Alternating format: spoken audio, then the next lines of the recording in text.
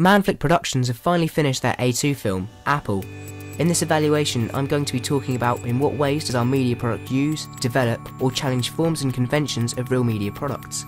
I'm also going to be talking about how effective the combination of our main product is with our ancillary texts, what we learn from our audience feedback, and how we use new media technologies in the construction, creation, research, and planning of the final project.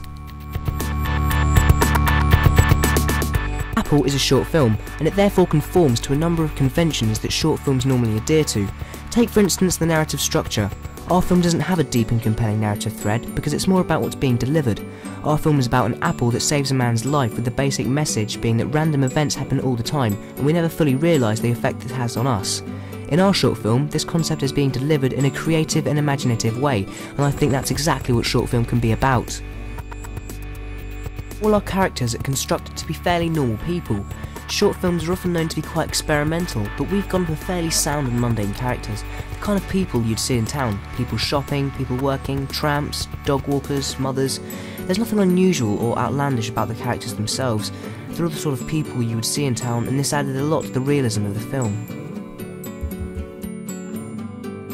The setting for this film is a town, our hometown of Windsor to be more precise. Again, our film isn't trying to be experimental, which you might expect in a short film, so like our characters, the setting for the film is just your average town. This added a lot to the realism of the piece, as I think the town is the kind of place where something like this could hypothetically happen. You'll have noticed that we decided to keep all diegetic sound in the piece. For example, take the supermarket scene where we've got all the clanging of trolleys, checkouts beeping, etc. We thought that would add a bit more realism. We also decided to go for a parallel non-diegetic score, which kind of runs in tandem with all the events that are happening, with each kind of part that happens having its own particular motif. I mean, it starts off quite light and dreamy with a chorus of R's to lighten the mood. That's this part right now. It's got some bright, happy motifs being played on. You've got a guitar rhythm in the background, which helps add to the idea of happiness. This is kind of the signature Apple motif, and it does return a few times in the piece. The next part is it's quite casual. It's kind of a little more emotional. Part played on staccato strings, which kind of signals this little transition. Also part of the Apple theme. This next section is quite different. There's a pedal in the background mixed in with an eerie glockenspiel solo, which makes this passage a little more haunting and unsettling. That's because it's the sort of first journey of the apple, so it's quite a scary experience for it, if you will. And it's also connoting the confusion felt by the cyclist and the uncertainty the apple faces after it's thrown onto the bench, which is this section just now.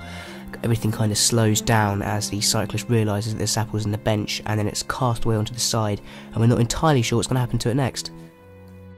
So now we've gone back to the happy apple theme, the main motif for it.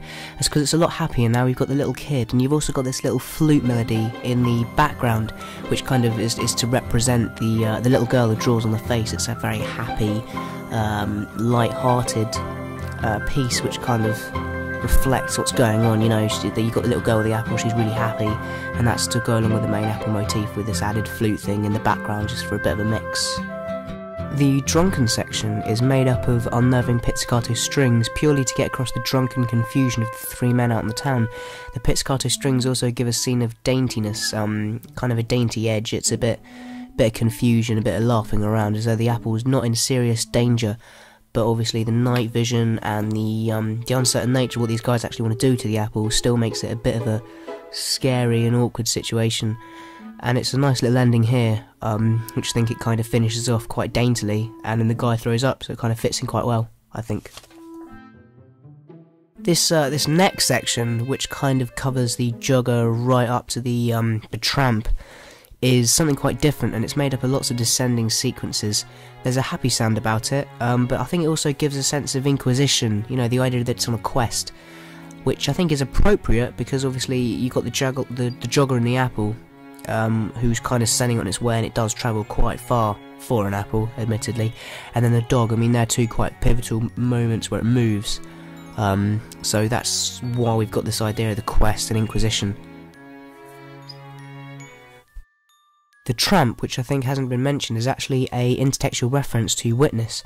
Obviously the guy playing there, Jack Parfitt, was the photographer in Witness, and now we've kind of set him up as the tramp as well. Now, whether he is either a guy who just happens to look like the photographer, or maybe after the events of Witness, the photographer's life didn't quite go so well, it's kind of open to interpretation. But you'll notice that the theme that we use for this is actually the Witness soundtrack, but has been remodelled to fit in with the Tramp.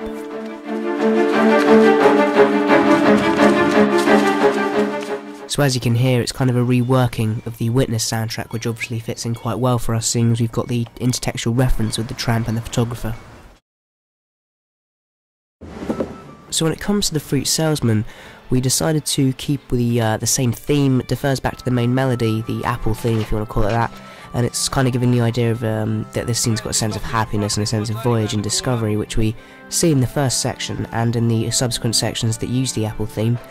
And I think here it works particularly well, seeing as the apple is grouped together with other apples, and I think that fits in with the idea of a sense of voyage and discovery. It's something new for the apple that it hasn't quite seen before, which is why we decided to put the theme back in, the Apple theme back in.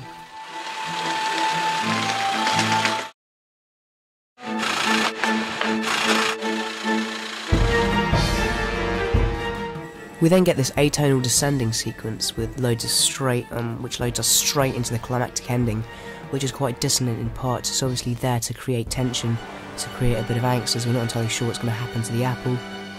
There's the fast drum beat in the background, which kind of quickens the pace, makes things quite exciting. This is followed by a final ending sad, lonely piano riff, which details the kind of demise of the apple. The fact that it gave its sacrifice and how that's overlooked by the man, and I think it's quite a sad and poignant ending, which I think is fitting though overall, and that carries on into the credits, and that's the non-diegetic soundtrack.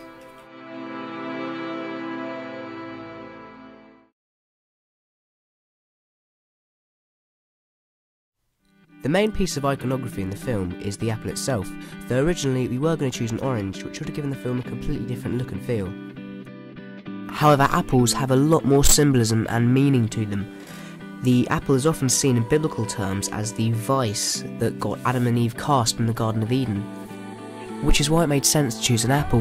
Why we chose green apples is purely because of practicality. They're the most consistent in colour, texture and shape, which would help keep continuity and making things easier for us. Editing played a large part in giving the film its mood, and we obviously followed the rules of continuity editing to make for a coherent narrative, but he also employed a couple of advanced techniques to help make things a little bit more exciting. For example, we decided to use slow motion when the apple first falls off the bridge and into the basket. We felt that this gave more emphasis on this movement, as it's the first and most pivotal movement, as it starts off the whole chain of events. The use of night vision helps to emphasise that it's nighttime, and it also casts an eerie and mysterious tone for the apple, as it's a strange time and we don't know exactly what's going to happen to it. We've also edited in the actual photo that the lads take on their phone, which puts more emphasis on the apple. And after the night vision scene, just before the jogger, there is a cut to the sky, which helps to connote the passing of time. The audience should be able to understand this cinema literacy. We also decided to do more shots where we put more focus on the apple. This is something that we were criticised for not doing in our first draft, so we felt it was important to put more focus on the apple by having more shots on it, and some point of view shots as well.